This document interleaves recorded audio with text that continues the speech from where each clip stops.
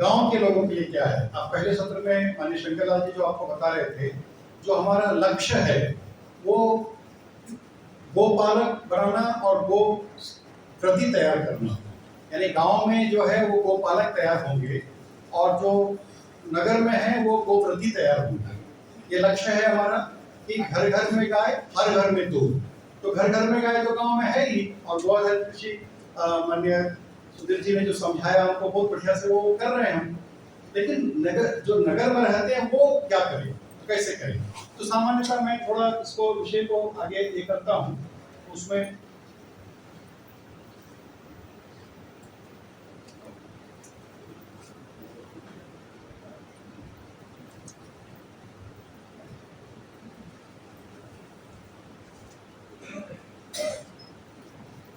तो नगरों में जो लोग रहते हैं उनके लिए क्या करना, उनके लिए क्या है, तो छत पर बागवानी।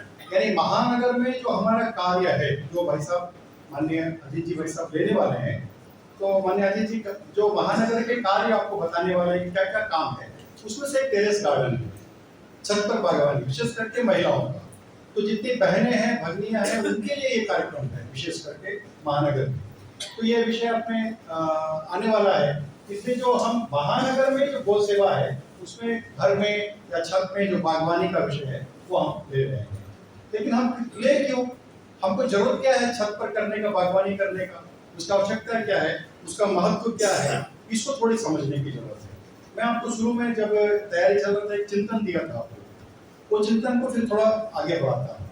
हम गाय के इतना लड़ने कटने मरने की बात क्यों करते हैं, गाय के लिए इतना प्रेम हमारे मन में क्यों है, गाय के लिए इतना स्नेह क्यों है हमारे मन में, और हम गाय के लिए सभी देवताओं को जोड़ देते हैं, राम हो कृष्ण सबको। तो गाय का महत्व इतना क्यों है, तो ये समझने की जरूरत है कि हमारे अंदर जो संवेदनाएं हैं वो केवल हमारी संवेदना नहीं है, हमारे रक्त के कण में गाय इसलिए हमारी संवेदना है। अभी ये जो अमृत पुत्र है, हमारा शास्त्र कहता है अमृत पुत्र है, हम सब जो भारतीय लोग हैं अमृत पुत्र हैं। आपने सुना होगा बार बार अमृत पुत्र होता है। अमृत से हम सब तैयार किए हुए लोग हैं। पूरे विश्व में मनुष्य हम एकमात्र हैं भारतीय लोग जो तैयार किए हैं, बनाए गए हैं, एक डिजाइन, एक प्रोग्राम, एक पद्धति, एक कंसेप्ट, इससे हम डेवलप हुए हैं। हम ऐसे नहीं हम तैयार हो गए कहीं जैसे विदेशों में होता है कि some people enjoyed and their child born, नहीं ऐसा नहीं होता है। हमारे यहाँ योजना होती है, तैयारी होती है, उसका 3 महीना 4 महीना पहले तैयारी होता है और उसके बाद हम बच्चे को पृथ्वी पर लाते हैं। तो वो जो डिजाइन है, वो जो प्रोग्राम है, वो क्या है, तो उसमें क्या है। और हम सब जानते हैं कि जो अब इसमें नहीं दिया मैंने, समुद्र मंथन हुआ था और समुद्र मंथन से गाय वापस आई थी। समुद्र मंथन इसलिए हुआ था कि स्वर्ग पर जब आक्रमण किया उसने राजा बलि ने, तो उस समय जो स्वर्ग में जो लोग थे वो सब क्षीर सागर में कूद गए और क्षीर सागर को फिर मत करके उन सबको वापस लाया गया। तो सबसे पहले लक्ष्मीगढ़ से कूद गई थी, बाद में अप्सराएं चली गई थी, फिर उपदेवताएं थे वो चले गए थे, फिर उसमें जो जीव जंतु थे वो कूद गए, जिसमें गाय घोड़े हाथी वो सब चले गए। फिर वहाँ जो पेड़ पौधे थे वो डर कर चले गए, यानी वहाँ जो कीमती वस्तुएं थी, पहाड़ थे, वो सब चले गए, यानी स्वर्ग में कुछ नहीं बचा। तो फिर समुद्र मंथन करके बाहर निकाला गया। समुद्र मंथन करके जब निकाला गया तो सभी वस्तुओं के साथ में गाय भी वापस आई, और हम सब जानते हैं कामधेनु आई, और कामधेनु जब आई तो उसको इंद्र को दिया गया। लेकिन अकेले कामधेनु नहीं आए, कामधेनु के साथ 60-65 हजार गाय भी वापस आई, सारी गाय वापस आई। तो इंद्र के पास थी वो, विशेष करके जो पहली गाय निकली थी कामधेनु, उसकी जो पुत्री थी नंदिनी, वो पृथ्वी पर आई थी। और पृथ्वी में जब आई तो कैसे आई, तो वशिष्ठ जब ब्रह्म ऋषि बने तो उनको वो गाय दी गई थी नंदिनी के बछड़े को, और कहा गया था कि आप इसका पालन करिए। उन्होंने उसको लाए, और हम सब जानते हैं उस समय जो कुशी वंश के जो राजा थे कौशिक, तो वो पूरे पृथ्वी जीत कर लौटे थे और उनकी सेना थक गई थी, घायल थी और अपनी राजधानी नहीं जा पा रही थी, जंगल में एक जगह रुक गई, पूरी सेना बैठ गई, पूरा नहीं चल सकते, तकलीफ है हमको। तो जो राजा कौशिक थे वो घूमे और उसके बाद उनको वशिष्ठ का आश्रम मिला, उनको निवेदन किया। उनकी उस समय 10,000 शिष्य थे, वहाँ उनके सूत्र लोग थे, इनको वो पढ़ाते थे, और नंदिनी गाय थी। उन्होंने नंदिनी से निवेदन किया कि हमारे राजा आए हैं, उनके लिए कुछ करना है। तो गाय ने दूध दिया, उससे पकवान बनाए गए, उसमें कुछ औषधियाँ मिलाई गई, और ये 10,000 लोग 60,000 लोगों की सेवाएं की, 60,000 की उनकी सेना थी। और वो तुरंत जो दिन भर की उनकी सेवा हुई, उनको खिलाया पिलाया गया, लेपन वगैरह किया गया, तो दूसरा दिन एकदम तलवार बांधने लगे। यानी 12 वर्ष पहले जितनी चैतन्य था, जितना ओजस तेजस था, उतना आ गया उनके शरीर में। तो एक दिन में इतना कैसे हो गया, क्या कमाल है। तो जब उन्होंने वशिष्ठ जी को पूछा, भाई मेरा नहीं, नंदिनी का कृपा है। क्यों कृपा है नंदिनी का? तो पंच अमृत की बात है। तो पंच अमृत कौन सा है? दूध, दही, घी। इसमें लिखा है दूध, दही, घी, गुड़ और मधु, ये 5 अमृत है। इस अमृत से बाकी चीजें बनाई गई और आपके जो सैनिक है उनका सेवा किया गया, आपके सैनिक तैयार हो गए। और लेकिन दूध उसमें मुख्य रूप से, तो पंचगव्य में 3 जो है गाय से प्राप्त होता है, गुड़ और मधु हमको भूमि से प्राप्त होता है। तो उन्होंने कहा कि एक डिजाइन है, प्रोग्राम है, ब्रह्मा जी ने बताया, बोले ये मुझे चाहिए दो। और बाकी हम जानते हैं, झगड़े हुए, युद्ध हुए दोनों में, मिला नहीं, तो इनके 60,000 मारे गए, उनके 10,000 मारे गए, फिर दोनों तैयार हुए, फिर नहीं हुआ। तो अंत उन्होंने कहा कि भाई ये गाय आश्रम में क्या कर रही है, मुझे तो जनता के लिए लेना है, इसको बाहर ले जाना है इसको। तो नहीं मिला और बार बार वो हारते गए, तो ब्रह्मदंड से हार रहे थे।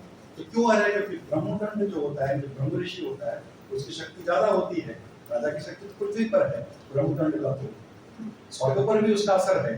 तो उन्होंने कहा कि भाई तो राजा की शक्ति नहीं है, ब्रह्म की शक्ति है, तो मैं ब्रह्म को प्राप्त करूंगा। उन्होंने तपस्या की और सारी चीजें बनाई, और भाग्य से जब वो सारी चीज बना लिए, और जब खाली ब्रह्मा विष्णु महेश बाकी था, नया ब्रह्मांड बना दिया था। इसका साइंस मैं आपको कभी फिर बाद में बताऊंगा। यानी विश्वामित्र जी ने कोई कहानी हम सुन रहे हैं, जैसे कहानी नहीं है। नया ब्रह्मांड का मतलब जो आज जो एंड्रोमेडा जो गैलेक्सी है, आप में से कोई जानते, नाम सुना एंड्रोमेडा गैलेक्सी का? कितने लोग सुने? हाथ उठाइए। हाँ, काफी लोग जानते हैं। तो आज जो एंड्रोमेडा गैलेक्सी बड़ी चर्चा हो रही है कि बहुत तेजी से भारत की ओर आ रहा है, एक नया ब्रह्मांड। विश्वामित्र जी ने इसका खोज किया था, इसके बारे में काफी डिटेल्स उन्होंने बताया था, वेदों में मंत्र में इसके बारे में है एंड्रोमेडा गैलेक्सी के बारे में। और वो टिल्टेड है, माने जो हमारा, अगर हमारा आकाशगंगा ऐसे ऐसे घूम रहा है, ऐसा है, तो वो ऐसा है, इसलिए उसको त्रिशंकु कहा है। यानी ब्रह्मांड में त्रिशंकु अटका हुआ, ऐसा जो कहते हैं ना, वो ब्रह्मांड नया। तो उन्होंने कहा नया ब्रह्मांड बनाऊंगा। तो ये साइंटिफिक विषय का चर्चा होगा तो बात करेंगे। लेकिन आज इतना समझ लीजिए कि उन्होंने त्रिशंकु, एक इंद्र बना दिया, स्वर्ग बना दिया, अमरावती बना दिया, देवता बना लिए, फिर ब्रह्मा विष्णु रह गए थे। तो वो आए, विष्णु ने समझाया कि भाई मन करो, आप ब्रह्म ऋषि को, मैं देता हूँ आपको। वशिष्ठ ने भी मान लिया। तब उन्होंने कहा कि भाई ये सारे मैं बना लिया, क्या करूं? ये तो विष्णु के लिए किया था, मैंने मेरी प्रजा के लिए किया था, देश के लिए किया था, मनुष्य के लिए किया था, क्या करें? तो उन्होंने कहा कि भाई इसको अभी छोड़ दो, सतयुग है, अभी जरूरत नहीं है, कलयुग में इसकी जरूरत है, और कलयुग में इसका हम सारा उपयोग करेंगे।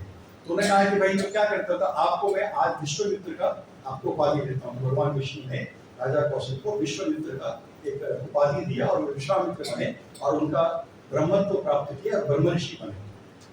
बात गाय की थी। तो उन्होंने, जब ब्रह्मा जी ने कहा कि मैं आपको गाय देता हूँ, लीजिए गाय, तो उन्होंने कहा कि नहीं, मुझे नहीं, मेरे नंदिनी मिल गया उनको।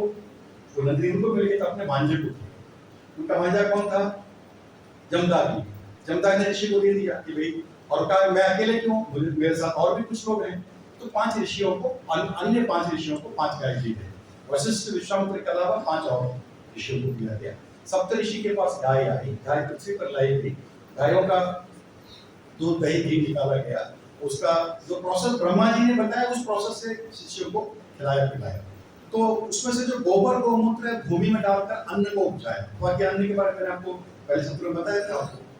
तो अन्न से मन शुद्धि, मन से विचार और व्यवहार शुद्धि, और व्यवहार से व्यक्तित्व, और ये बना भारत का। और जो छात्र था, जिसने दूध दही खाया और अन्न उपजा कर अन्न खाया, 12-13 वर्ष तक उसकी पढ़ाई पूर्ण हुई। जब वो घर जाने लगा तो उसको एक गाय दी गई, और जो बीज थे उसकी पोटली बनाकर दी गई। ये बीज पोटली सब लेकर के वो घर गया। घर में उसको उसी पद्धति से जीवन शैली में, आश्रम में था इन सप्तऋषियों के, उसने अपने घर में किया। 3-4 वर्ष के बाद उसका विवाह हुआ, उसको पुत्र हुआ। उसका पुत्र उसी जीवन शैली में था, वही गाय, वही सारे अन्न, वही सब कुछ था उसका। वो 6 वर्ष का हुआ तो उसको भेजा गया आश्रम में। आश्रम में जितने बच्चे थे सब उसी सिस्टम से आए हुए थे, वही सा खान पान, वही रहन सहन था। बच्चे एडजस्ट कर गए, वो लड़का बड़ा हुआ। उसका जब पढ़ाई पूर्ण हुआ तो वापस घर आया। अगर घर में गाय नहीं तो गाय लेकर आया, अगर घर में कोई नया बीज नहीं है तो बीज लेकर आया। जीवन शैली हुआ, उसका उम्र हुआ, विवाह हुआ, उसको पुत्र हुआ, 6 वर्ष का हुआ, जन्म संस्कार कर आश्रम में भेजा। इस प्रकार से एक परिवार में जो पहला पीढ़ी था, उसका बेटा यानी उसका पुत्र पुत्री दोनों, जो उसके बच्चे नहीं, पीढ़ी दर पीढ़ी एक बच्चा एक आश्रम में एक जीवन शैली में रह रहा है। जो पहली गाय नहीं थी उसकी बेटी उसकी बेटी उसकी बेटी, गाय नहीं बदली, वही गाय है, उसी का संतान हो रहे हैं। तो नंदी उसी प्रकार से उसके गोत्र के हिसाब से चल रहे हैं। जो पहला बीज आया था उसी बीज को उस मिट्टी में बार बार बो रहा है, उसी को थोड़ा रख देता है, बीज बाकी खा लेता है। और जो भूमि है वो भूमि नहीं बदले, उस भूमि में गोबर गौमूत्र से बार बार सिंचन करके उस बीज को लगाकर अन्न निकाले। इस प्रकार से एक गाय, एक बीज, एक भूमि, एक परिवार और एक जीवन शैली, एक वे ऑफ लाइफ, एक पद्धति। जैसे सूर्योदय के 2 घंटे पहले उठना, सूर्यास्त के 2.5 घंटे के बाद सोना, ये जो जीवन शैली है, खान पान, कैसे क्या कौन से सीजन में किस प्रकार के कपड़े पहनने, किस प्रकार का खान पान खाना, किस प्रकार के पद्धतियों को जीवन, जो 16 संस्कार है ये पूरे उसी में से आते हैं। और कोई संस्कार ऐसा नहीं है जिसमें गाय नहीं है, जैसे पंचगव्य नहीं है, पंच अमृत नहीं है। ये जो जीवामृत नाम दिया, अभी जो सुधीर जी को जितना बता रहे थे, आप में से किसी ने सोचा कि इसको अमृत नाम क्यों दिया गया? क्योंकि इसमें जो 3 चीजें थी, गोबर गौमूत्र गुड़, ये तीनों क्या है? भूमि में जो दिया गया था, भूमि से जो उपजा, यानी उसमें जो जैसे मट्ठा छाछ है, अमृत है एक प्रकार से, वो दही से बना है, उसमें घी का मात्रा निकाल दिया गया, लेकिन है वो भी। तो पंचगव्य में से कोई एक गव्य और गुड़ मधु में से कोई एक, जो ओरिजिनल जीवामृत जो बताया है भिक्षायुर्वेद में स्वरूपाल ने या अन्य ऋषियों ने, उसमें जो दाल है वो उड़द का दाल है और उसमें घी और मधु है। उड़द का दाल को तवे में करना, घी और मधु को मिलाना, प्रोसेस अलग है, पूरा कॉम्बो बनाने का है, बहुत कीमती है, बहुत। और भी चीजें जो हम नहीं बता सकते, बताने की आवश्यकता नहीं है, लेकिन वो सब बनाने के लिए बताया गया है, तो उसको नहीं करके हम इसको कर रहे हैं। तो जो सुधीर जी ने आपको समझाया, ये तो जिसके पास गाय है, जिसके पास जमीन है, जिसके पास खेत है, वो कर रहा है। लेकिन सिटी में रहने वाले, महानगर में रहने वाले, वो कैसे करेंगे? अभी जैसे दिल्ली जैसे जगह में मैं देख रहा हूँ कि 25 तल्ला 20 तल्ला बड़ा बड़ा बिल्डिंग है यहाँ, और 70 लाख 80 लाख 1 करोड़ का बिल्डिंग है। लोग फ्लैट खरीदते हैं।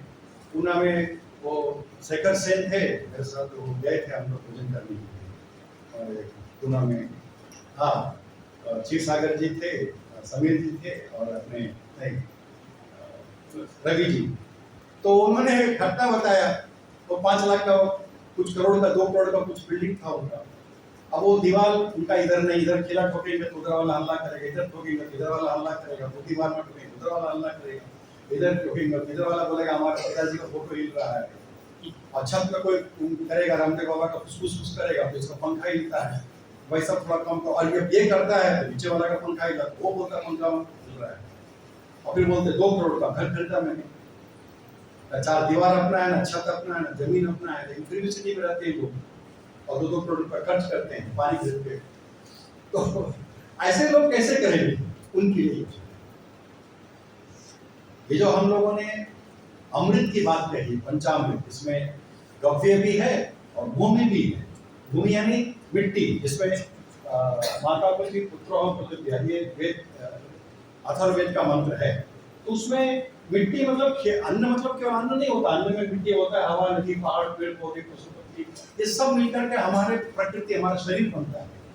हमारा शरीर में जो स्वभाव बनता है, अब जैसे अलग अलग प्रांत के हैं, अभी राजस्थान से बात चल रही थी, एक ही बता रहे थे, एक ही प्रांत की अलग अलग मिट्टी अलग अलग होता है। अभी आपका कोई भी प्रांत ले लीजिए, पंजाब का ही ले लीजिए, तो क्या पूरे पंजाब में एक ही पंजाबी बोली जाती है? मारवाड़ का पंजाबी क्या है, माजदा का पंजाबी क्या है, सोचिए लैंग्वेज है ना। जो पठानकोट में पंजाबी बोलते हैं और जो चंडीगढ़ का पंजाबी बोलते हैं, एक ही है क्या लैंग्वेज? राजस्थान में भी आप देख लीजिए, एक ही मारवाड़ी बोली जाती है, अलग अलग है। तो कारण क्या है? ये कारण प्रकृति के कारण, वहाँ का हवा, वहाँ का पानी, वहाँ की मिट्टी, वहाँ की गाय, जो परिवर्तन वहाँ पर हुआ है, उसमें जो अन्न आया है, उसमें हमारा शरीर और मन बना है। तो अन्न का बहुत बड़ा महत्व मैंने आपको पहले बता दिया था। तो इसलिए ये जो महत्व है, यानी हम अमृत पुत्र हैं और मिट्टी, इसमें से हमारी प्रकृति बनती है, गाय से हमारी संस्कृति बनती है। तो हमारे डीएनए में जो बना है, हमारा डीएनए जो बना है, इन 2 चीज से बना है। 2 चीज कौन सा है? संस्कृति यानी गाय, जो इसमें गोबर गोमूत्र दूध दही घी है, और मिट्टी, हवा पानी, इसका जो पंचमहाभूत की बात सुधीर जी ने बताया। और मिट्टी में भी उन्होंने तो एक ही बताया, इसमें गुण भी है, दोष भी है। गुण-3 है, सतरजतम है। आपका अन्न कौन सा अन्न आप खा रहे हैं? जैसे मूंग दाल खा रहे हैं तो सात्विक है, आप अरहर दाल खा रहे हैं तो आपको ये राजसी है, और अगर मसूर दाल खा रहे हैं तो ये तामसिक है। तो अन्न में भी 3 प्रकार का है। मिट्टी में कौन सा हो रहा है? मिट्टी में भी आपके गुण है, दोष है, पंचमहाभूत है, पंचवायु है, पंच शरीर है। पंचकोश शरीर की चर्चा मैंने आपको किया था, अन्नमय, प्राणमय, मनोमय, विज्ञानमय, आनंदमय। और पंचवायु जो है, प्राण, अपान, उदान, निदान, समान, ये सारे मिट्टी के कारण ही बनते हैं। इसलिए ये पृथ्वी जो बात आई है, तो हम ये 2 चीज से बने हैं। अमृत से बने हैं, यानी गाय जो संस्कृति है, और मिट्टी से बने हैं अन्न जो हमारी प्रकृति है। तो हम सब की एक संस्कृति है, हमारी एक प्रकृति है, और यही विशेषता पूरे विश्व में है। आज विश्व में भारत को क्यों मानते हैं? इसलिए मानते हैं कि संस्कृति है। तो अभी 20-22 साल पहले की बात है, नहीं, ये जो बराक ओबामा जो नया बन गए थे, तो उस समय उनका जो सिलेक्शन कमेटी में जो 3 लोग थे, उसमें एक सोनल शाह थे। तो उसके कुछ पिताजी वगैरह कुछ लोग आए, तो उन्होंने घटना बताई। रमेश शाह जी, आप तो जानते होंगे, गुजरात के होंगे तो जानते होंगे रमेश भाई शाह। तो अमेरिका में ज़्यादा रहते, उनका बेटा अभी सोनल वगैरह देखती है, वो ओबामा के साथ अभी भी है, उनके दोनों भाई के दोनों। तो उस समय रमेश शाह जी ने घटना बताई। उन्होंने बताया कि एक गुजरात का व्यक्ति था, तो उसने बताया कि मैं अमेरिका गया तो मेरे जेब में $3 थे। मैं अमेरिका में जब लैंड किया तो मेरे जेब में केवल $3 थे। आज मेरा $3 बिलियन मेरा बिजनेस है। तो उसकी बेटी वहाँ थी जो +2 पढ़ रही थी, और पहली बार इंडिया आई थी, वही पैदा हुई थी, पहली बार भारत आई थी। उसने कहा, पिताजी आप झूठ बोल रहे हैं, आप जब गए थे तो केवल आपके पास $6 नहीं था, आपके पास संस्कृति था, आपके पास गुजरात की जो वैभव जो है वो था आपके पास, और आपकी शिक्षा थी। वो इंजीनियर थे, IIT बॉम्बे से पढ़े थे। उन्होंने कहा कि आपके पास शिक्षा था, संस्कारित शिक्षा था आपके पास, उससे पैसा आपने कमाया, $6 से पैसा नहीं कमाया आपने। ये उसकी बेटी ने सोचा, जबकि अमेरिका पैदा हुई है, पढ़ाई अमेरिका में कर रही है, और पहली बार भारत में आई है। तो रमेश शाह जी ने बताया एक घटना। तो संस्कार हमारा होने के कारण आज पूरे विश्व में हमारा नाम होता है। तो इसलिए ये 2 चीज कभी भूलना नहीं। अन्न का तो सिटी के लोगों को कैसे मिलेगा? तो सिटी के लोगों के लिए आज मान लीजिए अभी दिल्ली में हम हैं, ये बात है, ये आपको कलकत्ता है, ये चेन्नई है, बेंगलोर है, हैदराबाद है, ये आपको बॉम्बे है, सूरत है, कर्नावती है, ये बड़ोदरा है, ये सारे हैं, लखनऊ, कानपुर दोनों है।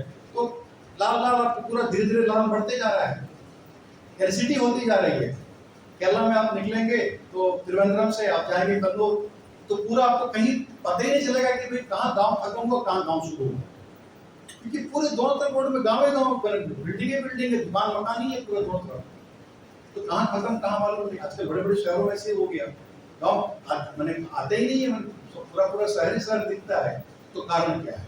कारण हम शहरीकरण कर रहे हैं। तो शहरीकरण होने से क्या हो रहा है कि गांव सिकुड़ रहा है और शहर फैल रहा है।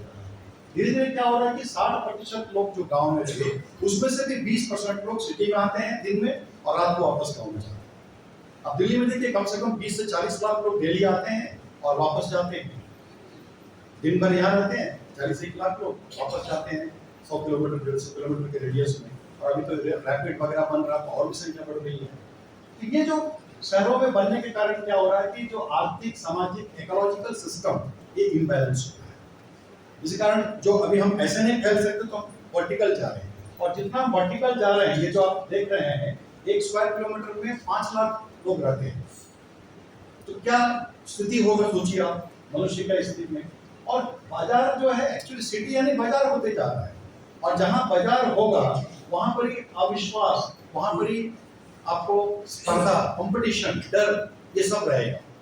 क्योंकि नौकरी चली जाएगी, भाग रहे हैं, सब भाग रहे हैं। किसी भी सिटी में देखिए आप, सब भाग रहे हैं, दूसरे को काट रहे हैं, नीचे निकाल रहे हैं। कल पूनमताई नहीं आई, यहाँ पूनमताई को आना था, उनके साथ गौशाला में व्यक्ति काम कर रहा था, 25 साल का उम्र है उसका, और एक बड़े ट्रक का पीछे से मोटरसाइकिल में जा रहा था, गिर गया, पीछे का चक्का उसके ऊपर चढ़ गया, स्पॉट खत्म हो गया।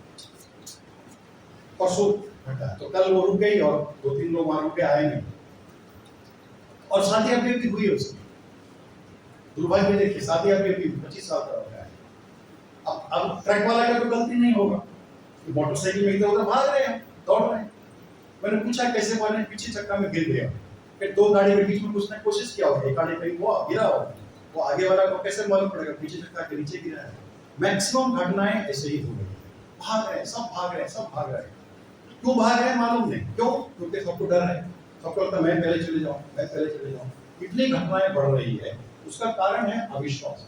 ये देखिए प्रदूषण, ये दिल्ली का ही फोटो है, कोरोना के समय का है, ये अभी का है, कोरोना के बाद का है। ये कोरोना में कितना बढ़िया था, कोरोना में कितना ये है। पोल्यूशन क्यों हो रहा है? पोल्यूशन मनुष्य बना रहा है। कुदरत जी ने कहा कि भाई मनुष्य के कारण, इंटरवेंशन के कारण प्रकृति में सारी प्रॉब्लम आ रहे हैं। तो आज स्थिति ये हो गई है कि हम जो महानगरों में हम जो देख रहे हैं, तो उसमें स्पर्धा में हमको ही अविश्वास हो रहा है। बड़े बड़े घरों में आप देखते हैं कि लोग बाहर का दरवाजा बंद किए, फिर दूसरा ड्राइंग रूम बंद किए, फिर बेडरूम को दरवाजा बंद किए, फिर उसका टॉयलेट बंद करते हैं। 4 दरवाजा बंद करने का पेशाब करके बाहर निकलते हैं। जबकि हमारे यहाँ तो ऑल इंडिया बाथरूम था, हम लोग पेशाब करने के लिए घर से बाहर जाते थे और खाना खाने के लिए घर में आते थे। विदेशों में उल्टा होता था, शौचालय के लिए घर में आता था, खाना खाने के लिए बाहर जाता है। आज हम सड़क पर खा रहे हैं और घर के अंदर टॉयलेट कर रहे हैं। ये इसके कारण क्या हो रहा है? ये अविश्वास इस तरह से हो रहा है, और इसके कारण मानसिक, शारीरिक, भौतिक कई प्रकार की बीमारी आज जो आ रही है। ट्रैफिक में बेंगलोर का जो रिपोर्ट आया है, उसमें अधिकांश लोगों का बीमारी का मूल कारण ट्रैफिक है। बेंगलोर का जो रिपोर्ट है उसमें सबसे बड़ा कारण है, माने जो डिप्रेशन है या जो एंजाइटीज है या जो माइंड ब्रोन, यानी जिसमें मन के कारण जो बीमारियां हो रही है, उसमें ट्रैफिक एक बड़ा है। क्योंकि फ्लाइट छूट रहे हैं लोगों का, ये भाग क्यों रहे हैं लोग, जल्दी भाग क्यों रहे हैं, और उसके कारण झूठ बोलते हैं। जब जैसे अब मेरा छोटा भाई का ही था, घड़ी 10 मिनट बाद में रखा है, तो मैंने कहा भाई 9 बजे निकलना, मतलब 20 मिनट अभी है, 8:40 ही हुआ है। मैंने कहा घड़ी तो 9 दिखा रहा है, तो वो 20 मिनट फास्ट रखा है। किसको रखे भाई, किसको धोखा दे रहे? आपका घर का अंदर घड़ी है, आप ही देखते हो, और आप उसको खाना, आपको मालूम भी है 20 मिनट फास्ट है, तो धोखा किसको दे रहे? और ये उसका नहीं है, ऐसे बहुत लोगों का है। और जब हमको भी फोन करते हैं लोग, भाई राघवन जी कहाँ पहुंचे? बस स्कूल पार कर गया हूँ, अभी बस 2 मिनट सिनेमा वाला आ रहा हूँ, 2 मिनट पहुंच रहा हूँ, अभी घर में कपड़ा नहीं पहना,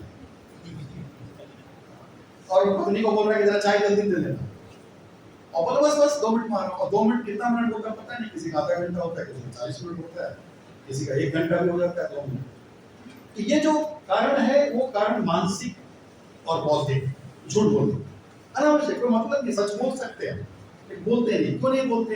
ये शहरों में बढ़ते जा रहे हैं। तो ये सब समस्याओं से बचना है तो अपने घर में संस्कृति, प्रकृति को लाना पड़ेगा। एक प्रश्न में जब ये जब दिखाता हूँ तो सब एक प्रश्न करता हूँ, कुछ लोग जानते हैं इसमें से, आप में से कितने लोग समुद्र देखे हैं? और समुद्र जाते हैं तो पानी बड़ा अच्छा लगता है, पानी में पैर उठा कर खड़े हो जाते हैं, ऐसे कितने लोग किया आपने? क्यों किया आपने ऐसा? ऐसा क्यों करते हैं? और जब विशाल तालाब देखते हैं, पानी देखते हैं, बड़ा अच्छा लगता है, जाते रुक जाते हैं, उसको देखते हैं, कभी सोचा आपने? मन को अच्छा लगता है, शांति मिलती है। हाँ, गुजरात में तो और ज्यादा शांति मिलेगी। वो तो पानी का इतना कष्ट है वहाँ पर, सौराष्ट्र में। घर में तालाब तक नहाते नहीं कभी। हाँ, घर में तालाब थे, नहाते नहीं है। उसका कारण है हमारे शरीर में 70-72% पानी है, पृथ्वी में भी पानी 72% है। तो पानी को खींचेगा ही ना, पानी से हम बने हैं, तो हमारे शरीर में भी प्राण, जो हमारा प्राण है, पानी के कारण है। इसका कभी बताएंगे आपको। तो पानी को खींचता है, इसलिए हमको जो पानी दिखता है तो अच्छा लगता है, क्योंकि उसी से बने हैं। और हरियाली से भी हमें अच्छा लगता है, ग्रीनरी देखते हैं, बहुत हरा भरा देखते हैं, और सूर्योदय हो रहा है, हरा भरा एकदम बढ़िया सुंदर है, पक्षी, अच्छा लगता है कि नहीं? ऐसे पार्क क्यों जाते हैं? टहलते हैं, पार्क में क्यों टहलते हैं? या जब हरा भरा खेत देखते हैं, जब मोटरसाइकिल जाते तो रुक जाते हैं, क्यों रुकते हैं? तो उसका भी कारण यही है कि आप बने हैं उसी पेड़ पौधे से, उसी फल से, उसी सब्जी से, उसी अनाज से जो हरे से निकला है। तो हमारा शरीर भी हरा से बना है, हरियाली से, पेड़ पौधे से बना है, पशु पक्षी जीव जंतु से बना है, ये हमारी प्रकृति है। तो हमको ये दोनों चीज अच्छे इसलिए लगते हैं, हमारे डीएनए में। और ये जो पंच अमृत कहा गया है, पंचगव्य कहा गया है, कि पंचगव्य और पंच अमृत हमारे डीएनए में है, जिसके कारण गाय के प्रति हमारी श्रद्धा, हमारी भक्ति, हमारी रहती है। और ये संस्कृति और प्रकृति, संस्कृति यानी गाय, प्रकृति यानी भूमि, इससे हमारा डीएनए बना है। इसको हमारे ऋषि मुनियों ने गोत्र कहा है। तो हमको हमारा गोत्र मालूम होना चाहिए। कितने लोग अपना गोत्र मालूम है? बहुत अच्छी बात है। हमें हम सामान्य लोग नहीं, हम विषयों के द्वारा तैयार किए गए लोग हैं, बनाए गए लोग हैं। एक सिस्टमेटिक प्रोसेस से हम हजारों पीढ़ियों से बने हुए लोग हैं। इसके कारण हम विश्व में सर्वश्रेष्ठ हैं। विश्व बाकी कोई ऐसा नहीं बनाया गया, हम बने। और एक दो पीढ़ी नहीं, हजारों पीढ़ियों से बने हैं, संवर्धन किए गए हैं, हम सब नर्सिंग किए गए, कल्चर्ड किए गए हैं। उसका कारण है संस्कृति, प्रकृति। वो सिटी में आना चाहिए। ये जो टेरेस छत पर रहने वाले या बालकोनी में है या खिड़की में है, उनके घर में ये दोनों आना चाहिए, संस्कृति प्रकृति आनी चाहिए, यानी गाय और भूमि आनी चाहिए। तो कैसे आएंगे? तो उसके लिए सबसे पहले आपके छत में जगह ढूंढिए। छत नहीं है तो बालकोनी, ये तो खिड़की जहाँ धूप आता है, या घर में है आपका और घर के आसपास में जगह है तो बागवानी। इस प्रकार से कुछ भी जगह को लेकर के आप एक बगीचा बनाइए। इसको कंटेनर गार्डन कहा है, गमलों को बागवानी कहा है, कहीं इसको वर्टिकल लंबवत गार्डन भी कहा है। आप इसको लंबाई में कर सकते हैं। जैसे कई बार हम अगर ऐसे नहीं जा सकते तो ऐसे जाएंगे। जैसे शहर में आपको हॉरिजॉन्टल बने, आप क्षैतिज नहीं कर सकते तो लंबवत चलते हैं। तो हम भी पेड़ पौधों को भी लंबवत कर सकते हैं, पद्धति है। और कोई नया हम कर रहे हैं ऐसा नहीं, ये सारे हमारे संत जी ने कर लिया ऐसा। यानी आम के पेड़ में अमरूद उगाना, अमरूद के पेड़ में आम उगाना, ऐसा कर लिया हमने। तो शरीर पड़ेगा तो आपका आश्चर्य हो। ऐसी ऐसी चीजें बताइए उसमें। आप मैंने अभी तो समय नहीं है बताने का, घबरा जाइएगा, सोच नहीं सकते थे आप। आपने देखा ना आम जो है नीला रंग का आम, पीला रंग का आम, रंगीन आम, ये सारे आज उसको मना किया गया, नहीं करना है। आयुर्वेद में सारी बातें आती है आयुर्वेद, लेकिन किया था उन्होंने। सफेद बैगन कोई नया नहीं है, सफेद बैगन विश्वामित्र जी ने बनाया। और आज जो उपयोग कर रहे हैं, जिस लौकी, कोहड़ा के बदले लौकी, गोल मिर्च के बदले में हरा मिर्चा, ये टमाटर, आलू, ये मूली, गाजर, प्याज, लहसुन, ये भैंस, ये सब विश्वामित्र सृष्टि है जो आज खूब चल रहा है हमारे यहाँ। तो इसलिए उसकी सात्विकता, अगर मान लीजिए कि आप ये नहीं कर सकते तो ऊपर चढ़िए। इसलिए प्रकृति पहले भी क्या है, इसलिए हमारे यहाँ जो हैंगिंग गार्डन्स की जो बात आई है, ये आपको आश्चर्य होगा। वृक्षायुर्वेद में पराशर जी ने 5000 साल पहले लिखा है, और हम विश्वामित्र जी ने वेदों में इसका वर्णन किया। तो ऐसे बहुत से आपको अलग अलग ये मिलेंगे। किचन गार्डन में आपको जमीन में अगर जगह है, आपके घर में थोड़ा आसपास बगल में है, तो किचन गार्डन करिए, ये सबसे उत्तम है। लेकिन ये नहीं है सिटी में, जहाँ तो फ्लैट बना है तो उनके लिए नहीं है। तो अगर छत में जगह है तो छत में आप करिए। तो छत पर बागवानी के लिए अभी कुछ टिप्स आपको बताते हैं, आप उसको लिखिए। तो सामान्यतः छत पर हम जब बागवानी करेंगे तो उसमें हमको जहर मुक्त, यानी हवा, जब आपके मान लीजिए कि एक 20 फीट लंबा, 20 फीट चौड़ा अगर आपका जमीन है, छत है 20 फीट बाय 20 फीट, यानी कि 400 स्क्वायर फीट है, तो आप उसमें 100 गमले लगा सकते हैं या 50 गमले लगा सकते हैं। तो 50 गमले आप लगाएंगे या 100 गमले आप लगाएंगे, तो 100 गमलों में अगर पौधा होगा तो वहाँ ऑक्सीजन का लेवल बढ़ेगा और कार्बन का लेवल घटेगा। डबल फायदा हो गया आपका। कार्बन कम हो गया, ऑक्सीजन बढ़ गया, तो आपके प्राणवायु ज्यादा हो गए, आपकी चैतन्यता, आपकी तेजस, आपकी ओजस बढ़ जाएंगे। और अगर कार्बन कम हुआ तो भी आपकी शक्ति बढ़ेगी, डबल फायदा हो। दूसरा है वो जो अभी तो इसमें पानी का है, मान लीजिए कि हम अगर बड़े पैमाने पर आप खेती करेंगे, वहां से बोर से पानी निकालेंगे, वो पानी शुद्ध होगा। क्योंकि आपके यहाँ अगर माइक्रोब्स का काउंट, जैसे उन्होंने बताया, पर स्क्वायर इंच में अगर 500 करोड़ से ज्यादा माइक्रोब्स है, पर क्यूबिक मीटर में अगर 200 से ज्यादा केचुआ है, तो पानी आपका बहुत शुद्ध होगा। तो आपका अगर खेत है, वहां से पानी निकाल रहे हैं, वो पानी बहुत ही शुद्ध होगा और मिनरल युक्त होगा। तो पानी शुद्ध होता है खेती से और जहर मुक्त हो जाता है। और सबसे बड़ी बात है, टेम्परेचर डाउन होगा। छत पर अगर मान 100 है तो जो वातावरण में टेम्परेचर उससे 3-4 डिग्री कम होगा। चाहे गर्मी हो, गर्मी के समय में ठंडा रहेगा और ठंडे के समय में गर्मी रहेगा, बाहर के टेम्परेचर से ज्यादा टेम्परेचर। लेकिन सबसे महत्वपूर्ण है फ्रेश गार्डन, फ्रेश खाना मिलेगा। इसलिए हम कहते हैं कि सब्जी उगाइए। सामान्यतः लोग शौक से फूल लगाते हैं, लेकिन सब्जी उगाइए। हम सब कार्यकर्ता सब्जी उगाएंगे तो 2 फायदा होगा। एक तो हमको सब्जी बाजार से खरीदना नहीं, दूसरा हमारे शरीर में जहर कम हो जाएगा। जो सब्जी हम बाजार से खरीदते हैं वो जहर युक्त है, यानी अनाज तो है ही, अनाज में जितना पड़ता है उससे दुगना पड़ता है सब्जी में। और जितना सब्जियों में जहर पड़ता है उससे दूसरा पड़ता है फल में। फल हम बहुत कम खाते हैं, लेकिन हम ज्यादा सब्जी ज्यादा खाते हैं अनाज की तुलना में। तो सब्जी में अगर हम खाना बंद कर दें तो हमारे शरीर में जहर जाना कम हो जाएगा, और जो शुद्ध सब्जी आएगा उसका सेल्फ लाइफ लंबा होता है। आपने अपने छत से बैगन तोड़ के ला के तुरंत बनाया तो उसका सेल्फ लाइफ 15 दिन का है, 20 दिन का है, आपका लाइफ बढ़ेगा। लगातार आप सब्जी अपने यहाँ खाएंगे तो आपका जीवन शैली ये बढ़ जाएगा, चैतन्यता बढ़ जाएगी। क्योंकि बाजार से जो हम सब्जी खरीद रहे हैं 15 दिन 20 दिन पुराना सब्जी है, उसका इंटरनल सिस्टम खत्म हो चुका है, उसकी टिश्यूज में उसके जो बैक्टीरिया वो समाप्त हो चुके हैं। भले उसको धो धा के पानी वानी में रखता होगा या स्प्रे व्रे करता होगा तो भी, लेकिन हमारे शरीर को पोटेंशियल उतनी नहीं मिलती, उतनी एनर्जी नहीं मिलती जितना मिलना चाहिए।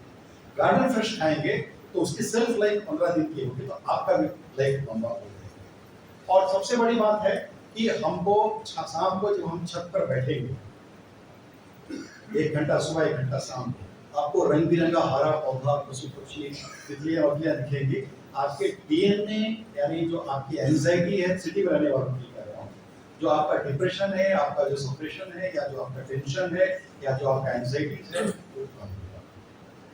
क्यों कम होगा? क्योंकि आपके डीएनए को संतुष्टि है। और वहां थोड़ा पानी का छोटा मोटा बना लें आप, और पानी भी देखते रहे, छोटा मोटा फवारा बना लें पानी का, और फवारा चलता रहे वहां पर, तो आपका डीएनए और संतुष्ट होगा। लेकिन सबसे महत्वपूर्ण इसमें करना क्या है? तो करने के लिए आपको ये सब चर्चा हमने कर लिया है। इसमें आपको जब मान लीजिए कि लेआउट बनाना, आपके पास जगह कितनी है? आपके पास 40 फीट तो भाई 40 फीट है, 20 फीट है, 15 फीट है, 10 फीट है, बालकोनी में है, कहाँ जगह है? तो एक लेआउट बनाइए पहले, कितना जगह आपके पास है और किस प्रकार के फल सब्जी उगाएंगे, कितने गमले लगा सकते हैं, उसका एक प्लान। और प्लान करते समय ये प्लान करिए कि आपको सालों भर सब्जी, सीजन के अनुसार सब्जी, क्योंकि जिस सीजन में जो बीमारी होने की संभावना रहती है उस सीजन में वही सब्जी आती है। तो वो सब्जी खाना चाहिए, जितना जितना आपको सीजनल सब्जी खाएंगे आपको बीमारी कम होगा, वातावरण के साथ आपके शरीर का एडजस्टमेंट ठीक रहेगा। तो आपको इक्वालिटी करनी पड़ेगी। जैसे मान लीजिए कि आप एक तरफ नीचे में कंद का लगाए, यानी मिट्टी में नीचे होने वाला, तो एक लाइन में लगाइए उसको। उसके बगल में आपने अगर मान लीजिए कि मिट्टी पर होने वाला उसको लगाइए।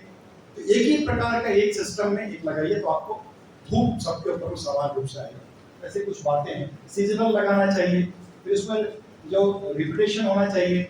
अब मान लीजिए कि आपने बैगन लगाया, बैगन का सीजन खत्म हो गया, दूसरा लगाइए। मटर लगाया, मटर का सीजन खत्म हुआ, जब सीजन आएगा फिर लगाइए उसको। रिपीटेशन होना चाहिए, 4 महीने 3 महीने बदलना। मिर्चा का समाप्त हो गया फिर दोबारा मिर्चा लगाइए। इस प्रकार से आपको ये लगातार बदलते रहना पड़ेगा। और प्रीपोजिशन भी ठीक रखना पड़ेगा। प्रोपोर्शन जो है, मैंने आप एक बार सब टमाटर लगने लगा, थोड़ा टमाटर लगाया, थोड़ा भिंडी लगाया, थोड़ा बैंगन लगाया, थोड़ा ये, तो अलग अलग लगाने से अगर मान लीजिए कोई बीमारी आई, वायरस आया, तो 5-7 टमाटर के पेड़ खराब होंगे, बाकी पेड़ आपके बचे। तो ये इस प्रकार से आप उसको प्रोपोजिशंस को भी ठीक करना। ये कुछ बिंदु हैं, जैसे छत का वाटर प्रूफिंग करना, मिट्टी का मिश्रण करना, गमले में मिट्टी भरने की विधि है, बीज का चुनाव है, छत पर पेड़ बनाने की विधि है, पानी व्यवस्था, खाद व्यवस्था, कीट नियंत्रण, ऐसी कुछ चीजें हैं जो छत पर बागवानी करने के लिए कुछ बिंदु को आपको लेके चलना पड़ेगा। तो सबसे पहले ये बिगनर्स के लिए बता रहा हूँ, जो सामान्यतः जो नए लोग हैं, और आप सभी नगरों में जो बड़े बड़े नगर में रहते हैं, दिल्ली में है, चंडीगढ़ है, जयपुर है, लखनऊ है, कानपुर है या मथुरा है, ऐसे बड़े बड़े शहर के लिए ये बहुत उपयोगी है। सबसे पहले तो आपकी जिस छत पर आप इसको करेंगे उसको वाटर प्रूफ करें। आजकल बहुत प्रकार के वाटर प्रूफ आ गए, जेली भी आ गया है, उसको अगर हम कोटिंग कर देंगे तो हो जाएगा। तो सबसे सिंपल मेथड है कि पॉलीमर को लेकर के और सीमेंट में मिक्स करके, प्लेन सीमेंट में, और 2 mm का कोटिंग कर दीजिए, ब्रश से पूरा छत पर लगा दीजिए, सुखा दीजिए, ये आपको हो जाएगा। और बड़ा कुछ लगाना है तो उस प्रकार से बेड बना सकते हैं। ये आपका नीचे में ये लेयर लगा हुआ है, ये लेयर से आप इसको कर सकते हैं। तो पहले एक प्लास्टिक कोटिंग करके उसके ऊपर एक प्लास्टिक रखा, उसके ऊपर एक ग्रेन्यूल्स छोटे छोटे डाले, फिर एक प्लास्टिक रखा, इसके ऊपर में आप घास भी उगा सकते हैं। छत पर पूरे घास बनाया है बहुत लोगों ने, आप घास भी उगा सकते हैं। बाद में उसका जड़ नीचे नहीं जाएगा, उसको काटते रहना पड़ेगा, उसको उलट करके उसको काट के फिर ट्रिम करके फिर लगाना पड़ेगा, ऊपर से भी काटना पड़ेगा, तो मैटिंग होता रहेगा आपका, लेकिन आपको एकदम ताजा घास आपकी छत पर रहेगा। लेकिन उसको बार बार उलट करके ठीक करना पड़ेगा, प्रोसेस है उसका। तो उसके लिए आपको ये लेयरिंग सिस्टम करना है। ये पॉलीमर लगा हुआ है, इसके ऊपर कोटिंग किया हुआ है। अगर मान लीजिए कि आपको फिर भी संदेह है कि पानी रिस सकता है, छत उतना मजबूत नहीं है, तो इस प्रकार से गैप छोड़िए उसमें, या तो यहाँ प्लेट रख के उस पर गामला रखिए, तो जो एक्स्ट्रा पानी है वो प्लेट पर रहेगा और धूप पड़ेगा, गर्मी होगी, हवा में इवापोरेट हो जाएगा। या नहीं तो पानी नीचे आएगा, यहाँ पर गर्म हवा जाएगा, इवापोरेट हो जाएगा, तो और ढलान रहेगा तो वहां से बाहर निकल जाएगा। इस प्रकार से बनाइए। नहीं तो फिर इस प्रकार से आप लेयरिंग करके भी प्रोसेस बाजार में मिलते हैं, उसको बिछा करके। हमारे अशोक मेहता जी, मैं गया था कोयम्बटूर में, 3 फीट बाई 6 फीट का एक मैट बनाया और कैलेंडर की तरह रोल कर सकते हैं, भारी है, कैलेंडर की तरह रोल करके आप उठा सकते हैं, घास का है, वो लेकर के सुबह सुबह उधर बिछाए, हमने योगा होगा कि एकदम घास है। और इसी प्रकार का मैट है, कैसे बनाएंगे उसको, तो आपको इस प्रकार से बाजार में मिलते हैं। मैंने छत पर बागवानी करने की, बेरोजगारी के लिए सारी चीजें आती है बाजार में, आजकल बहुत बड़े पैमाने पर मिलता है। इस प्रकार का बेड भी बना सकते हैं आप, ईंटे का आप जोड़ करके जो हॉलो ब्लॉक्स मिलते हैं उसको लेकर के भी आप बना सकते हैं। इसमें कई प्रकार के सामान चीजें उगा सकते हैं। तो सामान्यतः इसमें कई जगह में प्रोफेशनल्स को बताएंगे तो वो भी करके चला जाता है, बाद में खाली आपको मेंटेन करना पड़ेगा। छत पर बागवानी करने के लिए कुछ टूल्स चाहिए, छोटे छोटे सामान आपको चाहिए, काम करने में सुविधा होती है, आसानी होती है। जैसे प्याज खोद कर निकालना है, खुरपी चाहिए, छोटे छोटे ट्रिम करना है उसको, तो उसके लिए कुछ कैंची, अलग प्रकार की कैंची आती है जो पेड़ को ट्रिम करने के लिए होती है। बैगन, भिंडी, टमाटर आपके बहुत काटने की उसकी भी जगह चाहिए। तो ऐसे कुछ औजार है, पानी डालने का औजार है, बाकी है, ये सारी चीजें आपको मिलेंगी। ये अलग अलग दाम के मिलते हैं। जैसे अगर एलर्जी है कुछ लोगों को, इसलिए इस प्रकार के ग्लव्स मिलते हैं जो गार्डन ग्लव्स कहा जाता है, वो पहन के भी कर सकते हैं। कुछ लोगों को तकलीफ होता है तो उसको भी, तो ऐसे सामग्री छोटा छोटा ले लेने से काम करने में बहुत आसान होता है, सुविधा होती है। और ये अलग अलग काम के मिलते हैं, प्लास्टिक के मिलते हैं, एल्यूमिनियम के मिलते हैं, लोहे के मिलते हैं, स्टील के मिलते हैं, अलग अलग। ये आप अमेजोन में देखेंगे तो आपको मिल जाएगा, ऑर्डर करेंगे आ जाएगा, 400, 500, 300 रुपए में सारे सामान मिल जाएंगे। अभी आपका लेआउट बन गया, जगह तय हो गया। मान लीजिए आपको 400 स्क्वायर फीट का जगह मिल गया, अब 400 स्क्वायर फीट में आपने तय कर लिया कि हम 100 गमला लगाएंगे, और हर गमला का जो साइज है उसको आपको पौधे के अनुसार साइज तय करना है, कौन सा पौधा कैसे लगा। तो सामान्यतः एक थंब रूल ये है कि 1 फीट लंबा, 1 फीट चौड़ा, 1 फीट ऊंचा, 1 क्यूबिक फीट। तो 1 क्यूबिक फीट आप 100 गमला मान लीजिए लगा दें। किसी में कम, किसी में ज्यादा हो सकता है, किसी का ऊंचाई कम होगा, 6 फीट का होगा, किसी का ज्यादा हो सकता है, 1 फीट का भी हो सकता है, 1.5 फीट का भी हो सकता है।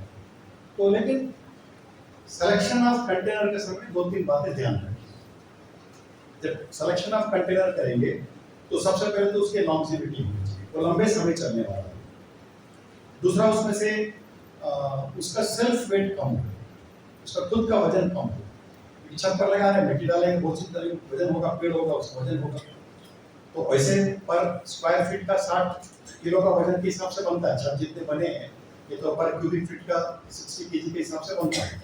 इसलिए इतने लोग बैठे हुए हैं, करीब 200 से ज्यादा लोग यहाँ बैठे हैं इस हॉल में, फिर भी बढ़िया सा है। कारण क्या है कि हर व्यक्ति का एवरेज वेट यहाँ निकालेंगे तो 60 किलो आए, आराम से बैठे हैं। और 2 स्क्वायर फीट पर बैठे हैं, हर व्यक्ति जो बैठा है मोर देन 2 स्क्वायर फीट है, 2 घन फीट से ज्यादा बैठे हैं, 2.5 घन फीट, 2.25 घन फीट के होंगे। तो ये वेट कम हो गया, 30 किलो हो गया पर क्यूबिक फीट हिसाब से, इसलिए आराम से बैठे हैं। लेकिन अगर ये वजन बढ़ेगा तो तकलीफ होगा। और अभी हिल डुल लेने से आराम से आएगा, सब कूदेंगे तो बिल्डिंग गिर सकता है। लगातार 1-2-4 घंटे आप सब कूदना शुरू करें अपने स्थान पर खड़े होकर के, तो वजन 3 गुना बढ़ जाता है, 4 गुना बढ़ जाता है। 30 किलो है तो 3 गुना 3, 30 कितना होता है, नहीं, फिर उसको 3 गुना, 90 का 3 कितना होता है, नहीं 9 उतना वजन बढ़ेगा। हाँ, 270। तो आपका वजन 270 किलो हो गया, आप पूरी आप समझ रहे हैं, तो टूटेगा ही ना। इसलिए कहा जाता है कि जो फ्रिज में जाते हैं सैनिक, तो उनको बताया जाता है कि आप उससे फ्रिज में कदम ताल नहीं करें, तो फ्रिज गिर सकता है।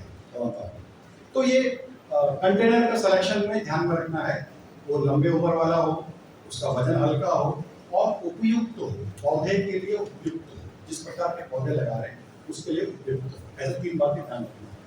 फिर आपको कंटेनर सिलेक्शन करते समय अगर घर में वेस्ट मटेरियल है उससे भी कर सकते हैं। घर में बहुत से वेस्ट मटेरियल है। हम चेन्नई में एक ट्रेनिंग दिया था तो 5 लीटर वाला कैन बहुत था, उसको वर्टिकल और हॉरिजॉन्टल दोनों काटा, लंबवत क्षैतिज दोनों काट करके दोनों बनाए। प्याज उगाया उसमें 5-5 6-6 प्याज उनके पूजा है इसमें, और उसमें काटा तो उसके अंदर में मूली हो गया, 3-3 4-4 मूली हो गए उसमें। अगर उसको ऊपर का बॉटम का जैसे कंटेनर का जैसे अभी ये आप देख रहे हैं, ये पेट बॉटल्स है, 2 लीटर वाला बॉटल्स है, कोका कोला फंटा वगैरह का है। इसको बीच में से थोड़ा सा काट दिया, मिट्टी भर दिया, लगा दिया, 2-2 प्याज आ गए, 2 प्याज या 2 लहसुन आ गए इसमें, 3 भी आ सकते हैं क्योंकि पूरा काटा नहीं है, पूरा नहीं किया है। इसको आप ये करके काट देते, हॉरिजॉन्टली पूरा 2 पीस कर देते, आपको 2 पीस को नहीं करना है, इसको थोड़ा ये करके काटना है, तो आपको 2 प्याज आराम से आ जाएंगे। लेकिन ये सिलेक्शन ऑफ कंटेनर आप ठीक नहीं करेंगे तो फिर आपको समस्या आएगी इसमें। तो घर में जो वेस्ट आपका है, बाल्टी खराब हो गया, मग खराब हो गया, या और कोई और चीजें खराब हो गई, या जो कंटेनर आपके पास है, कोका कोला फंटा का बोतल है, अच्छा बोतल है, तो वो सब यूज करें। सिंगल यूज वाला मत करिए, सिंगल यूज वाला प्लास्टिक यूज मत करिए।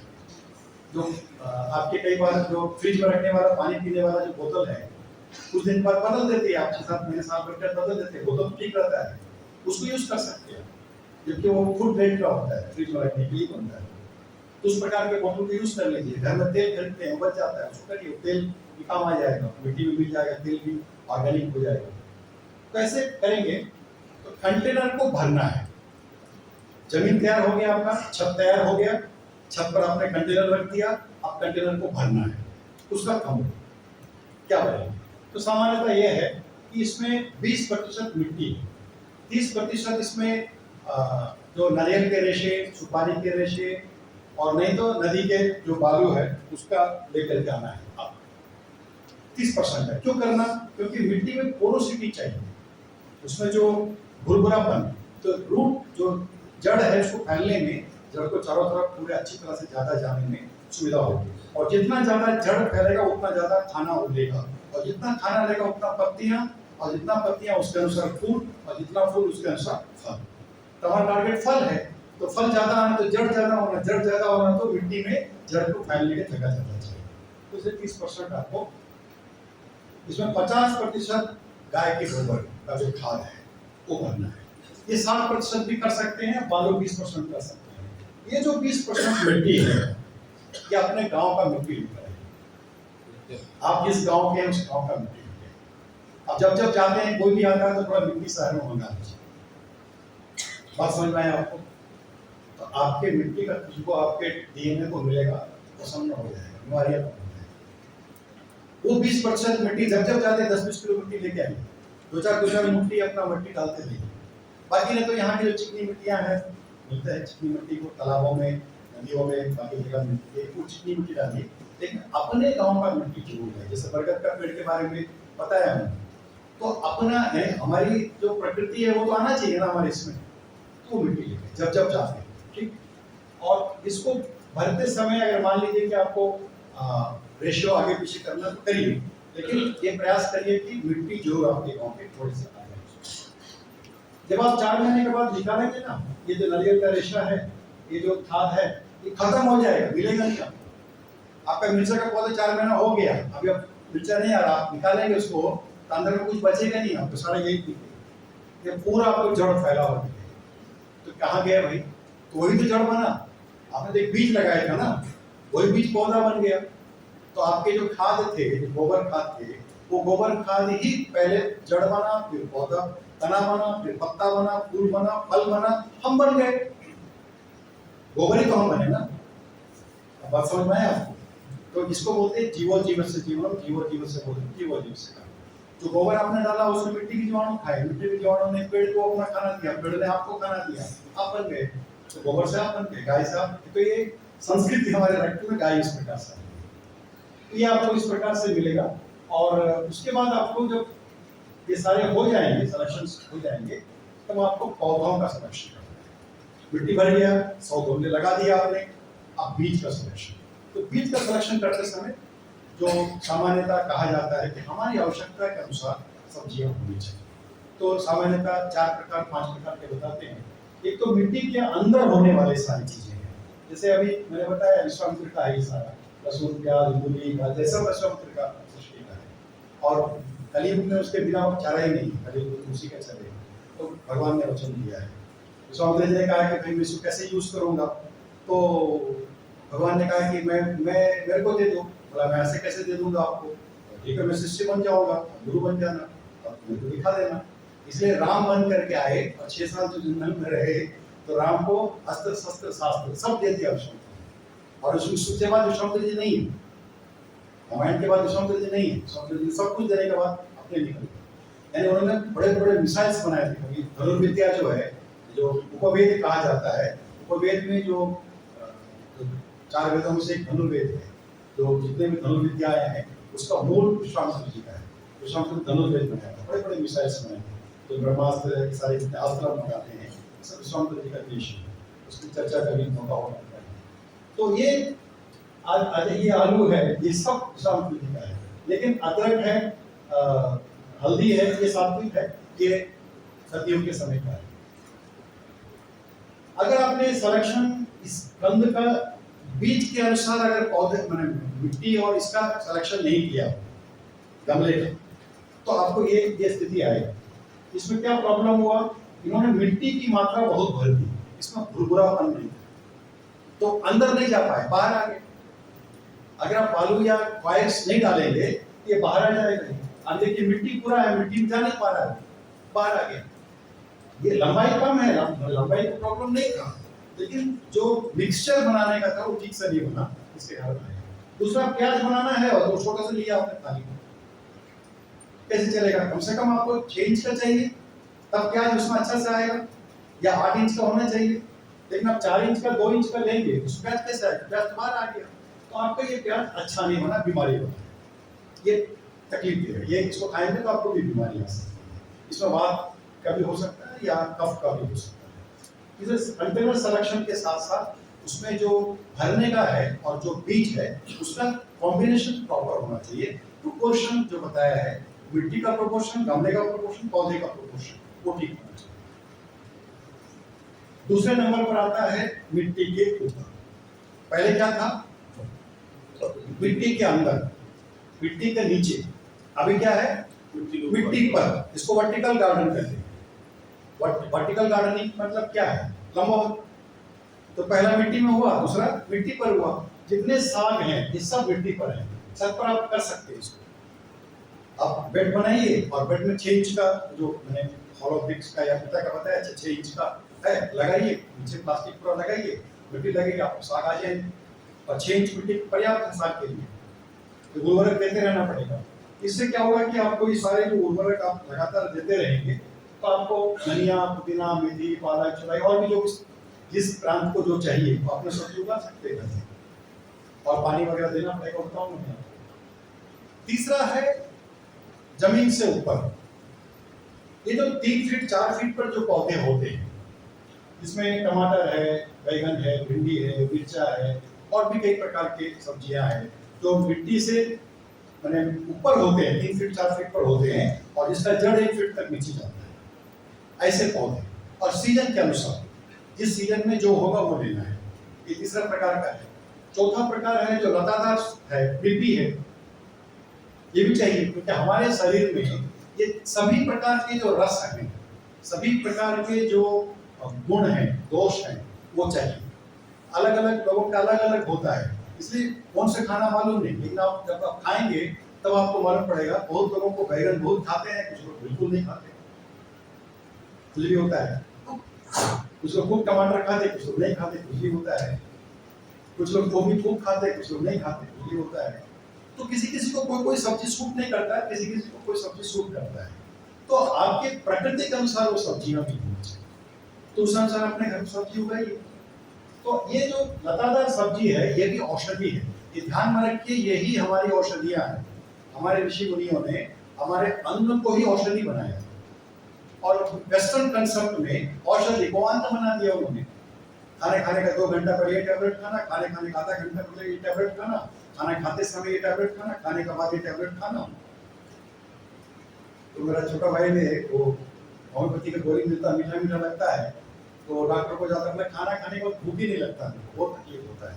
अच्छा वो गोली निकाल के देते थे, तो आधा आधा खा लेता था, पूरा खा लेता था, तो 3 दिन में 2 गोली खाना, पूरा खा लेता था, बहुत मीठा मीठा लग रहा है। तो फिर डॉक्टर को जाकर बोला, अभी वो बीमार पूरा खा के अरे उसको गोली ही दिया, उसको दवा नहीं उसको मन में यही बच्चा आता है, इसको मीठा चाहिए, तो खाली शुगर बॉल दे देते उसको, बोला इसको 2 गोली खा लेता, 4 गोली 5 गोली। तो रात को सोने के बाद और सुबह उठने के पहले 2 गोली खा लेना, मतलब भूख लगने के बाद, खाना खाने के बाद भूख नहीं लगती है। डॉक्टर बहुत अच्छा है, सोने के बाद और सुबह उठने के बाद 2 गोली खा लेना। ये उन्होंने नहीं बताया, जो मैं बता रहा हूँ। तो ये जो औषधि है हमारे यहाँ ऋषि मुनियों ने हल्दी कई कई चीजें जो हम भोजन में लगाते हैं, तो ऐसे ये सब चीजें, खास करके चिचिंडा, जिसको स्नेक गॉड कहा जाता है, कितने लोग जानते हैं चिचिंडा? और अभी कितने लोग खाते हैं उसको? साल में कम से कम एक आध बार भी खाते हैं, कितने लोग हैं? कम लोग। चिचिंडा होता है क्या? सांप जैसा लंबा लंबा होता है, सफेद सफेद धारी धारी रहता है, ठीक है ना? इसमें तक फोटो डाला नहीं है, बंद हो गया, नहीं मिलता आजकल बाजार में। लंबे लंबे होते हैं, 4 फीट 5 फीट का होता है, बहुत सात्विक है और औषधि है, खाना चाहिए, क्योंकि हमारे शरीर में जो कैंसर के बहुत से कारण है, उसमें से विटामिन B17 है, वो चिचिंडा के कारण है। चिचिंडा खाएंगे तो अच्छा होगा। साग खाते हैं, उसमें फाइबर है, हमारा कोलोन कैंसर नहीं होगा। और कोलोन कैंसर आज होने के कारण कैथोलिक में मैदा मैदा खाते हैं, पिज्जा नूडल सब मैदा है, अतड़ी पर बीमार हो रहा है और कोलोन कैंसर हो रहा है। लेकिन अगर हम साग खाते रहेंगे साथ में, तो कोलोन कैंसर नहीं होगा, फाइबर है, फाइबर बंद हो गया। तो ये सारी चीजें हमको 5 हो गए। सबसे पहले क्या बताया था? मिट्टी के अंदर, दूसरा मिट्टी पर, तीसरा मिट्टी से ऊपर, चौथा हवा में 15 फीट 10 फीट की ऊंचाई, इसमें ये सारी चीजें हैं। ये 4 प्रकार के सब्जी ये हमको सालों भर खाती रहनी चाहिए।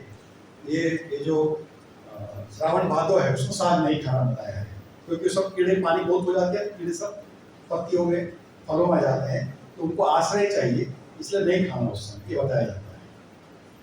लेकिन हम छत पर अपना करते हैं तो हम उसको बचाव कर सकते हैं। 5वां है फूल, जैसे मैंने कहा औषधि, तो औषधि फूल भी औषधि है। आपके घर में अगर फूल है उसका सुगंधित होना जरूरी है, खूब सुगंध होना चाहिए।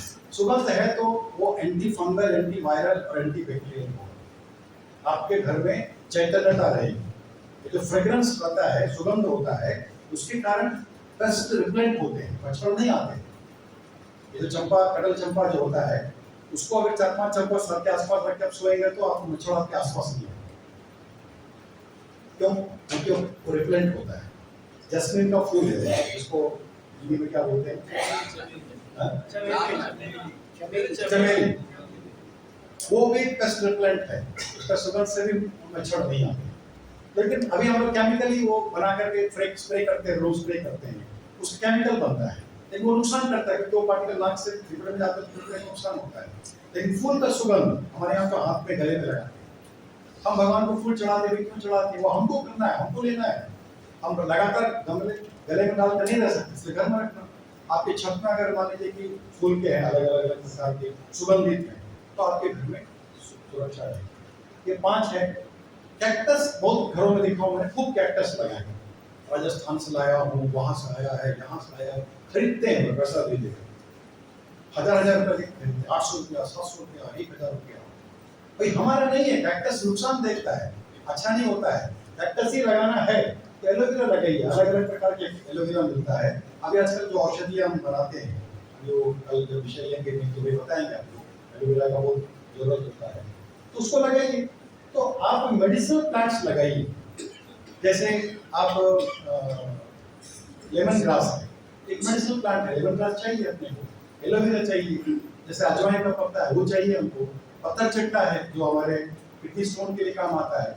ऐसे जो बीमारियों को छोटे छोटे इलाज के लिए शंकर में सब जो बहुत सी बीमारी बताते हैं, पेड़ पौधों से बताते हैं, अपने घर में होना चाहिए, आसपास के लोगों को भी मदद कर सकते हैं। तो ऐसे पौधे जिससे हमको हमारे छोटे छोटे घरेलू औषधियां बना सके, ऐसे कुछ पौधे। इस प्रकार से ये 6 प्रकार मैंने आपको बताया है। तो 15-15 गमले भी आप लगाएंगे तो 90 गमले लग जाएंगे, 90 लग जाएंगे। यानी मिट्टी के अंदर 15, मिट्टी के ऊपर में, उससे ऊपर में, फिर उससे ऊपर में, फिर फूल वाले और औषधि वाले। 90 लगे, 10 बच गए, फिर भी आपके पास अन्य कुछ लगा सकते हैं। तो ये पूरा लगाने से साल भर आपको सब प्रकार के आपको साग सब्जियां मिलेंगी, फूल मिलेंगे। और जब ये सारे लग जाएंगे तो इतना काम आपका नहीं हुआ। अभी असली काम आपका बाकी है पानी, क्योंकि जो खाद आपने डाला है वो खाद फोटोसिंथेसिस बनने के लिए पानी चाहिए।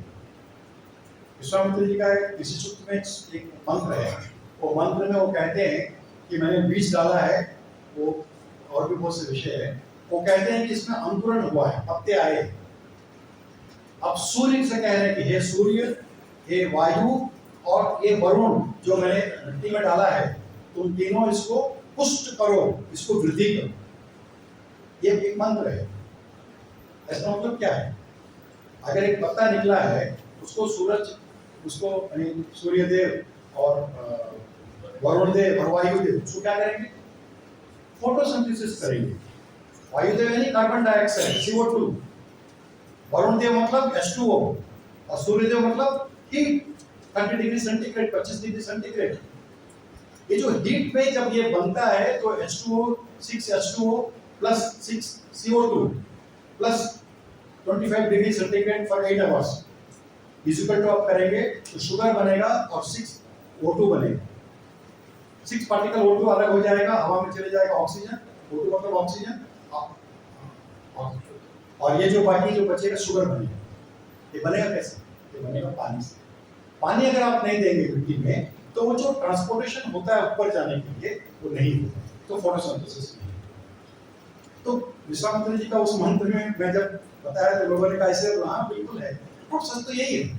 तो ये पानी आपको सुबह शाम देना पड़ेगा। अगर 1 क्यूबिक फीट गमला आपका है, 1 फीट लंबा, 1 फीट चौड़ा, 1 फीट मोटा अगर गमला है, तो आपको इसमें लगातार जो है सुबह आधा लीटर पानी, शाम को आधा लीटर पानी, एक साथ 2 लीटर पानी नहीं डालना, नीचे आ जाएगा।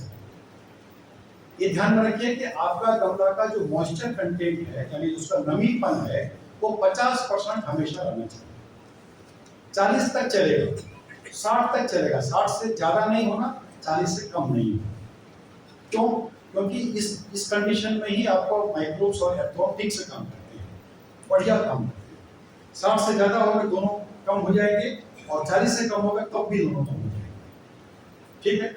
इसलिए करना क्या है? सूर्योदय के पहले डालना और सूर्यास्त के बाद डालना, 2 संधि काल है। और आपको फायदा होगा, उस समय जो ऑक्सीजन का लेवल जो रहता है सुबह ज्यादा होता है, नीचे रहता है।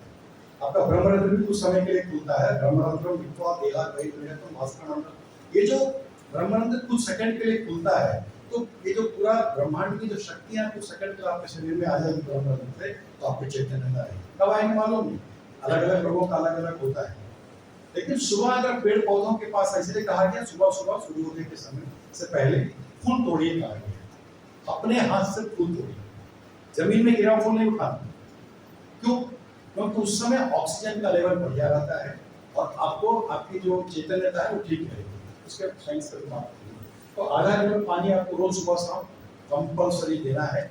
आपको इससे पानी और पौधा, जो मैंने कहा ना आपको कि पानी देखते तो आपको अच्छा लगता है और पौधा देखते तो अच्छा लगता है, तो रोज सुबह शाम आधा लीटर आप वहां रहेंगे पौधे के साथ, शाम को और सुबह, तो आपका डीएनए संतुष्ट, आपकी संस्कृति और प्रकृति से जुड़ा हो। क्योंकि गोबर है और फिर पृथ्वी है, मिट्टी है, दो तो है ही आपका, तो आपके और पानी वगैरह सब सारे बन जाएगा, तो संस्कृति प्रकृति आपकी मिलेगी। तो रोज संस्कृति प्रकृति के साथ आधा घंटा आप रहेंगे तो आपका डीएनए संतुष्ट होगा। और डीएनए को हम लोग हमारे ऋषि मुनि ने क्या कहा? क्या कहा? गोत्र। हाँ, गोत्र कहा। बोलिए, भूल गए क्या सब? ऐसे ध्यान से कुछ बोलिए एक बार जोर से। हाँ, थोड़ा कभी जगह है, ध्यान में आ जाएगा। अब इतना से नहीं चलेगा। जैसे आज दोपहर को खाना खाए आप, अभी रात को खाना खाएंगे, सूचना देंगे अभी आपको कौन कौन परिवेशन करना क्या है। लेकिन ये 2 खाने के बीच में आपका कुछ खाना हुआ है कि नहीं? कुछ खाया था ना, पकौड़ी चाय। क्यों? ये बूस्टर डोज है, ये थोड़ा, ये भोजन नहीं है। लेकिन चैतन्य का लगातार यहाँ कार्यक्रम चल रहा है, भाषण चल रहा है, सबको बैठाया, ध्यान से देखना, उधर नहीं जाना, कौन उठेगा, क्यों गया, उधर जाओ, उधर जाओ, मैंने चेक सिटी में तो उधर। तो अगर आपको चैतन्य रहना तो बीच में तो चाय पिलाना पड़ेगा, आपको बीच में चाय पिलाना, ठीक से बैठे रहेंगे, आप चैतन्य रहेंगे तो आप सो जाएंगे। तो जैसे आपको डोज चाहिए बीच बीच में, ऐसे पेड़ पौधों को चाहिए। खाना तो दिया आपने, 50% आपने गोबर खाद डाला है, मिट्टी भी है, मिट्टी भी उसमें खाना कन्वर्ट होगा, लेकिन उसके बाद भी बीच बीच में आपको देना। तो ये जीवामृत, घन जीवामृत, गोबर खाद, जैविक खाद, केंचुआ खाद, ये सब जो अभी भाई साहब ने बताया, आदरणीय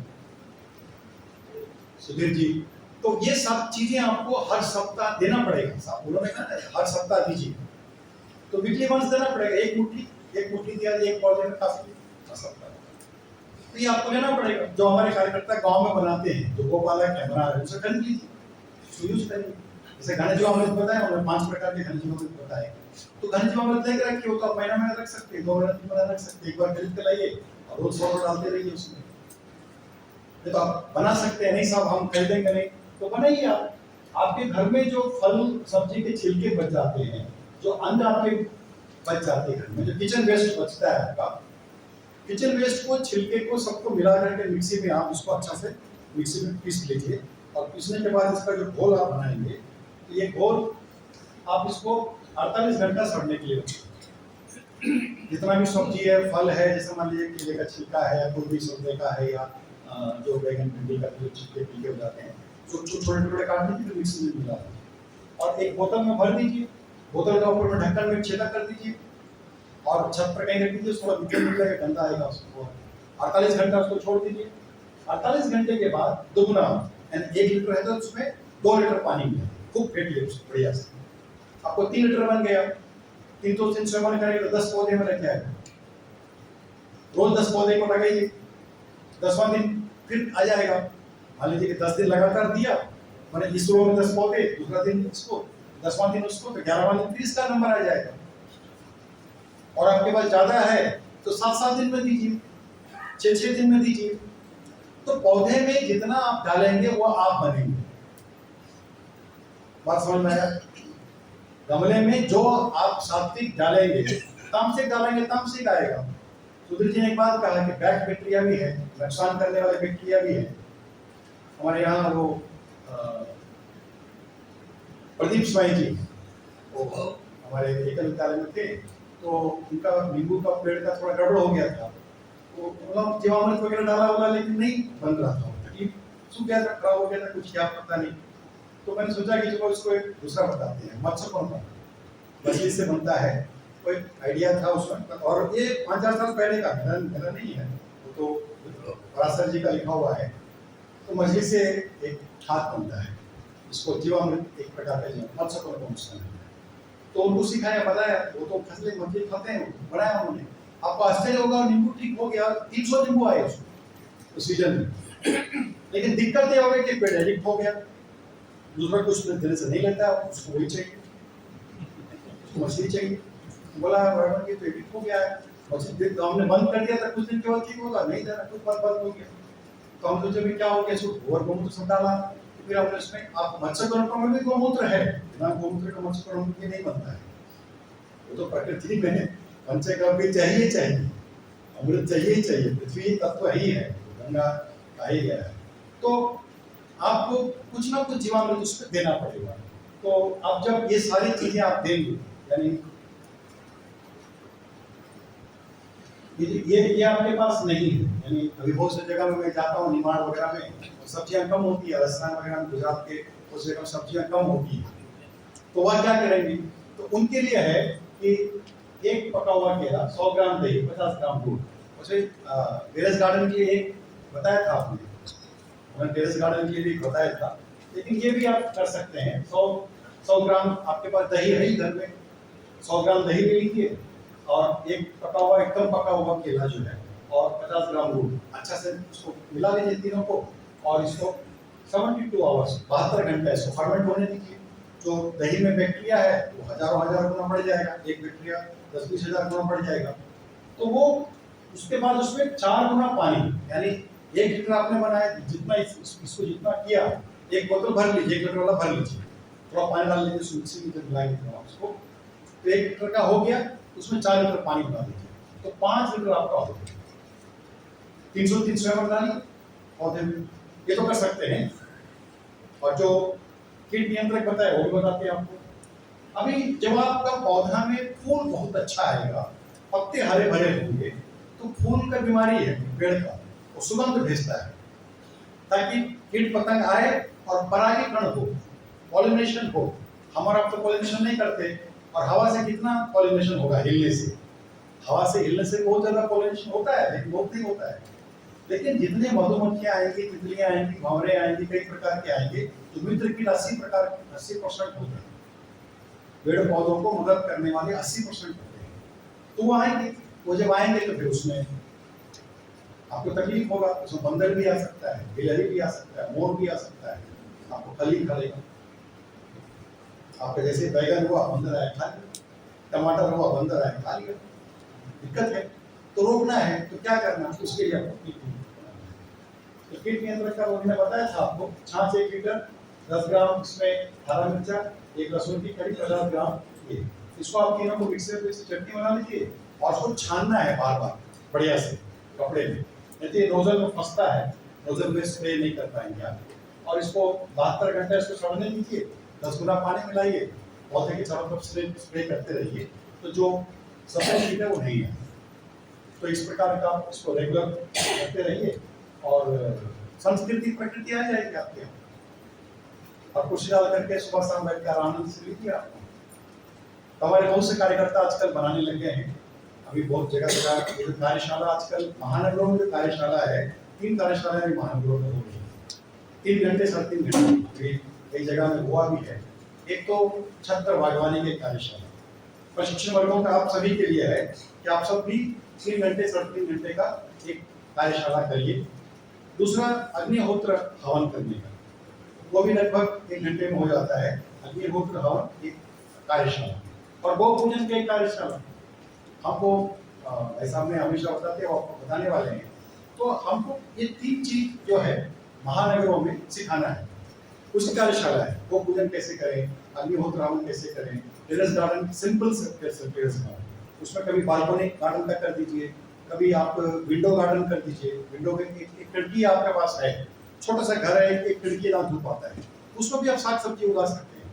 उसे बनाने का है, वो भी 1.5 घंटे का 2 घंटे का एक सत्र है। जो पेट बॉटल्स है जो 2 लीटर वाला है, उससे बना सकते हैं, तो उसके कार्यशाला। ऐसे छोटे छोटे प्रशिक्षण पर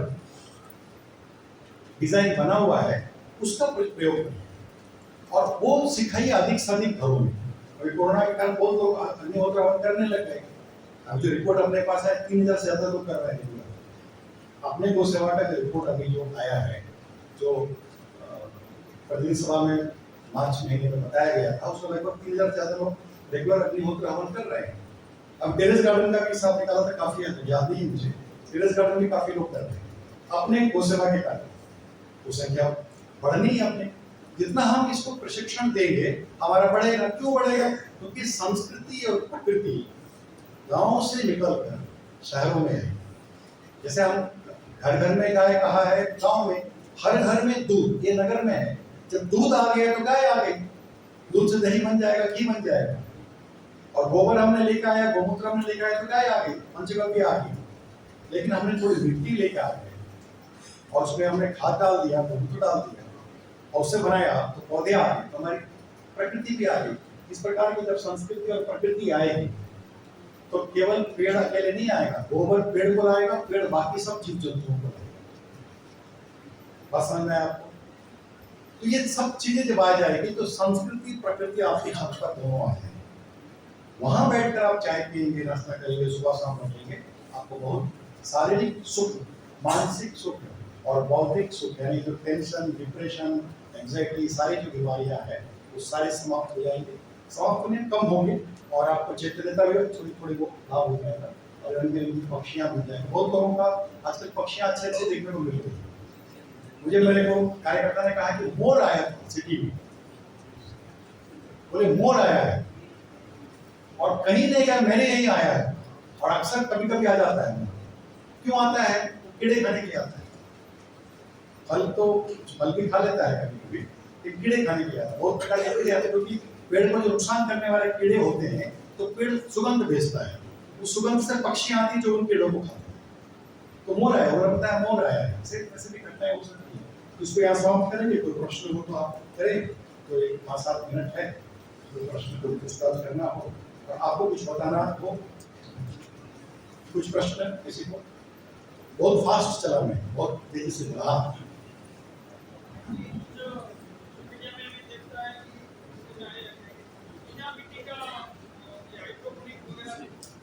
हाइड्रोपोनिक अपना कॉन्सेप्ट नहीं है, जिसका बीज नहीं है उसका, जिसमें मिट्टी नहीं है उसको मान्यता नहीं है। हमारा शास्त्र कहता है आकाश से जो पानी गिरता है उसको पकड़कर पीना नहीं, जब तक वो मिट्टी में लगता नहीं पानी, मिट्टी से लगने के बाद ही जो पानी आप पिएंगे वही शुद्ध है। वर्षा का जल को हवा में पकड़ लिया, पी लिया, अशुद्ध है, नहीं पीना। ऐसे ही जिसमें मिट्टी नहीं है, पौधा हो गया, उसको नहीं मानता, शास्त्र नहीं कहता है। मेरा विचार है, आप बाकी सब लोग करिए, आप लोग, मेरा व्यक्तिगत विचार है, जो शास्त्र बताता है मिट्टी नहीं है तो पौधा अगर हो रहा है उस पौधे में शक्ति नहीं, उचित मतलब वो सात्विक नहीं। और कोई प्रश्न? ठीक है, तो कुछ पूछताछ कर रहे हैं, कौन कौन कर रहे हैं? टेरेस गार्डन कौन कौन कर रहे हैं? काफी लोग कर रहे हैं, जरा बताइए, अनुभव बताइए।